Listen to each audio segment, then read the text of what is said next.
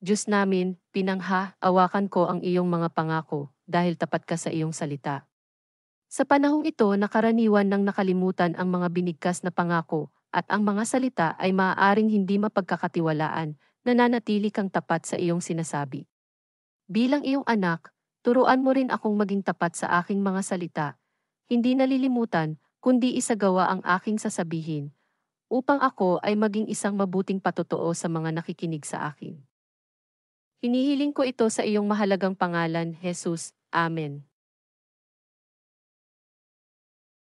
Diyos namin, pinangha-awakan ko ang iyong mga pangako, dahil tapat ka sa iyong salita. Sa panahong ito na karaniwan nang nakalimutan ang mga binigkas na pangako, at ang mga salita ay maaaring hindi mapagkakatiwalaan, nananatili kang tapat sa iyong sinasabi. Bilang iyong anak, turuan mo rin akong maging tapat sa aking mga salita, hindi nalilimutan, kundi isagawa ang aking sasabihin, upang ako ay maging isang mabuting patotoo sa mga nakikinig sa akin.